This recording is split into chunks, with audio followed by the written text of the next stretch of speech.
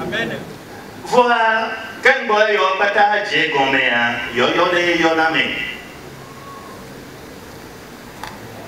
Dieu a appelé Abraham. Aïe, va donc connaître Mao et Kassi Abraham, ti ho so d'arrêt. Acte 7, verset 2. Et Kassi ti d'arrêt. Ken Bowe, Beva les deux d'Audacia. Moi, on est venu. Acte 7, verset 2. Ayez, nous tous, nos vieux fofo, Minoto, nous t'y comprenons, Maoulade, Minoto, on t'y comprend, Mawa, et des locaux, Sophia, Abraham. Estimez les Mésopotamia, Saint-Fonami. Abraham, pas beaucoup, la Léo. Elle va dans les Mésopotamia. Abraham, elle est toi, vaudou, les toi, si, au Wameo. Que toi, et si un baptême a condamné vaudou, Abraham, ayez vos vaudou, on va encore, ayez qu'on a des noms, bataille. Transport la galerie. Après ton événement. Regardez, Yehowa ma o ko edo jesi le be so veve dodo nu so le ko de ma o kuku o na ye yo e lo e be do da sintia e mwa e la le pulo do da sinti na e reverento e ye ma o de lo ko Sofia Abraham le Mesopotamia e de beti ko ko Sofia afike be Kassi Abraham ti le e yo e me gbe que yebe gamia soa yeba yue neba ateda le yebe etron pour duontia et va de yue de Genèse 12 verset 1 il dit va mihnena mi cha cha cha aye o bon Abraham bena Lewo anibandi. Lewo anibandi. Ple fofo au premier. Nayi anibandi si ma fia oladi. Nayi anibandi si ma fia oladi. Alléluia. C'est l'Éternel Dieu dit à nos illustres choisis que va. C'est un ordre. Va. Et il ajoute quitte la maison. Quitte ta famille, quitte ton pays, quitte ta communauté villageoise, quitte ta femme et tes enfants. Alléluia. Alléluia. À travers cet appel-là, vous devez percevoir une consécration dedans. Tout yo ya mea que mi le bioso mi abeno no lo bo beno wa do e jesibe. Yehowa mao eyo to hele doa ele gnome Togo le Touomé. On va nommer à Dieu le Togo ni Mandio. Eh bien, Togo le Poméomé. Togo le Copéoomé. Togo le Etoromé. Elles seront pour vieux. Après ton événement. Amen. Ne pas dormir saint. Ne pas comme il dit. Doit y aller le février. Ne y a pas ma basi kandiwa. Ta flèche, les livres, les tirants, mais alors, il faut le jouer. Il faut le jouer. Moi, je vais ordonner, je vais moi, les hommes indiquent les sorties articles sur les dacis, mes amis. Eh bien, je vais d'audacia derrière pour le nouveau dos. Moi, les hommes indiquent que soit lundi les dacis, mes amis. Ben, il y a trop de bagoué, adoumé, c'est un catato, et il y a un catato, pas de non soplo, à l'endio, et il y a surtout assis des nanios. Ah oui, mon ingénieur, n'est pas comme il dit, pas domine saint. Que les dieux sont bombés, à nous les mots, patato, là, il y a fort que nous n'avons. Il faut faire un renoncement de tout. tout ce qui peut être l'objet de ta chute. Que nous le honti, alebe, atelo, yebe do d'asianti. Mon blombe, on va descendre. On va bien balancer, on va bien dans son wiolo. On blombe, on va dire ebe mbalon vio be nya gbo so wuye o mbalon be mbalo ahwe mbalo le pe o ba be mbalon ihe metesi no so wuye o. Matthieu 10 verset 36. Celui qui aime son père ou sa mère plus que moi n'est pas digne de moi. Amesi kel lu afofua. Amesi kel lu afofua. Alo dada wu nye Yesu Kristo a. Eya mejem o. Eya jem o.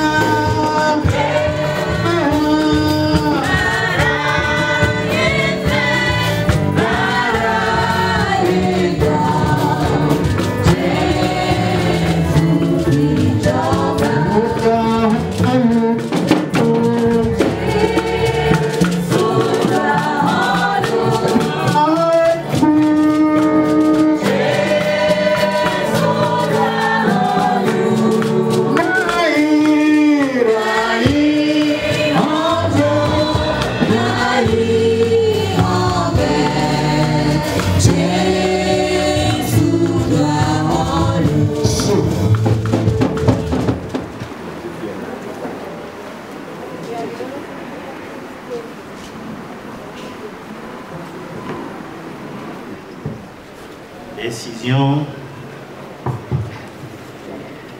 numéro 003/2024/SG/ACD/CD/CDN/DT portant nomination du chargé de la paroisse de Galilée de Badja.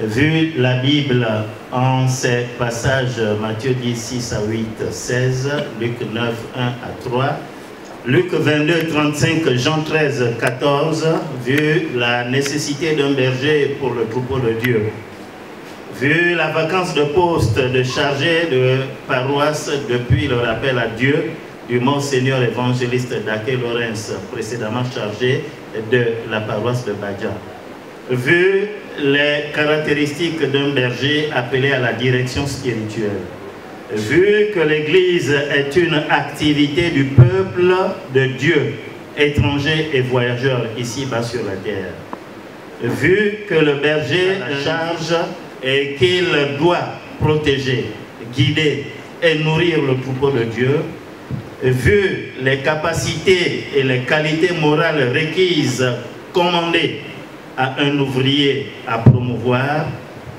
vu que l'ouvrier de Dieu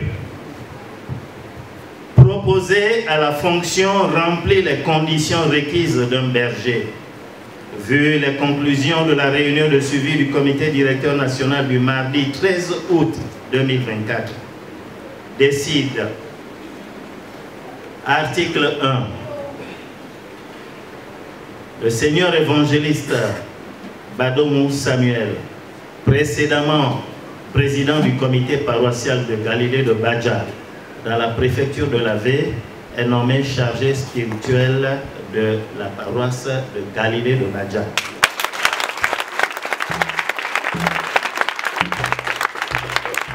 L'évangéliste Badomou Samuel dirigera la paroisse selon l'éthique de Dieu, tout en veillant au respect et à l'application de la doctrine de l'Église du christianisme céleste, ainsi qu'à l'enseignement de la Bible.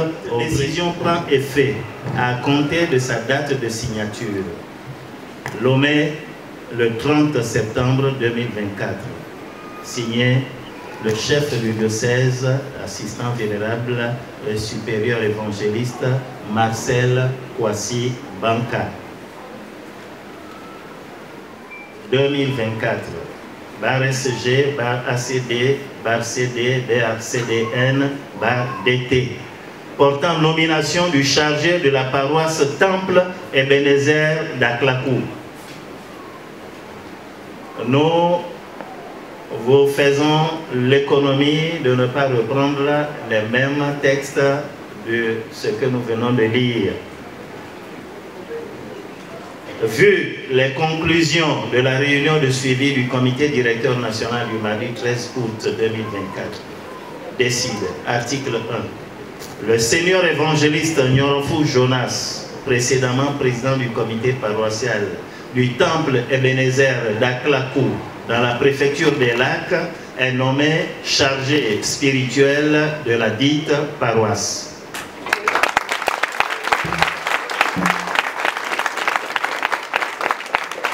Article 2, Jonas dirigera la paroisse selon l'éthique de Dieu, tout en veillant au respect et à l'application de la doctrine de l'Église du christianisme céleste, ainsi qu'à l'enseignement de la Bible aux brebis qui lui sont confiées par le Seigneur.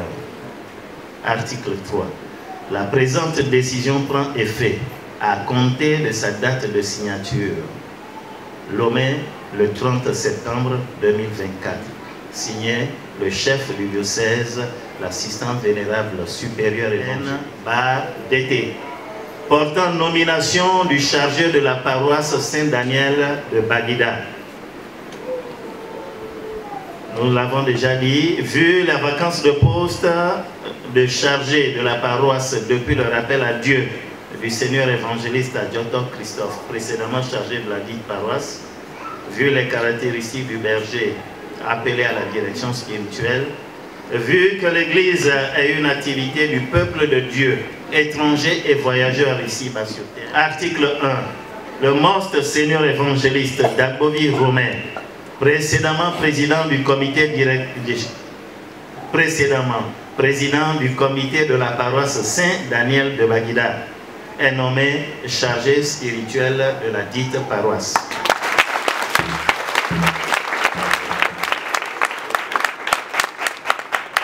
Article 2.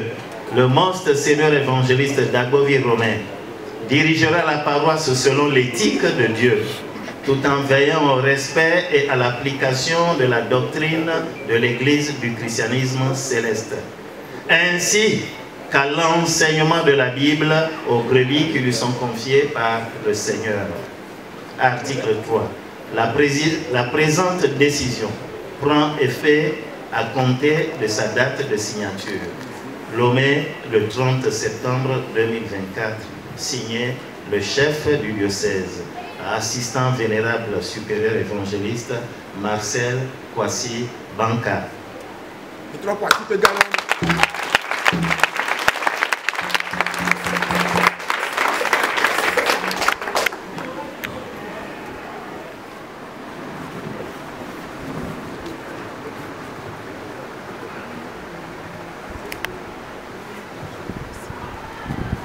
Galilée de Badjar.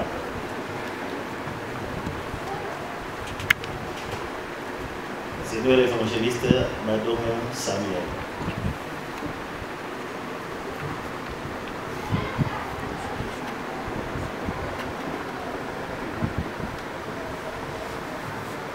Saint Daniel de Baguida, mort Seigneur évangéliste Dagovi Romain.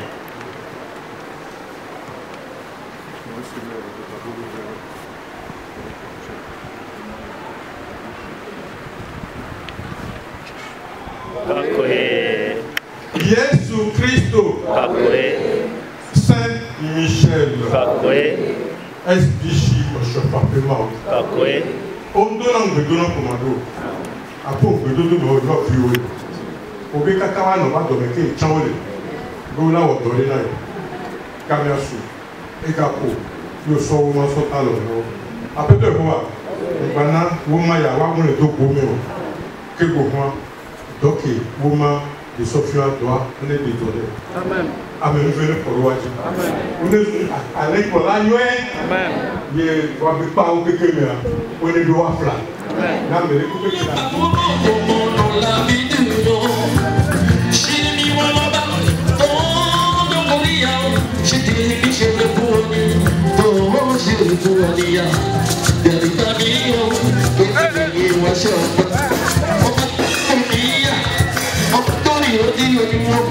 Ọba tó sẹ́mi níwèé ni wọ́n, ọba tó bẹ́bẹ̀ rí ẹ̀mí wọn, ṣé kí ni kí n tẹ̀lé fún wọn ni, owó tẹ̀lé fún wọn ni yá, yàrá ìbá mi yóò kéré ìbá sọ. Ọlọ́run mi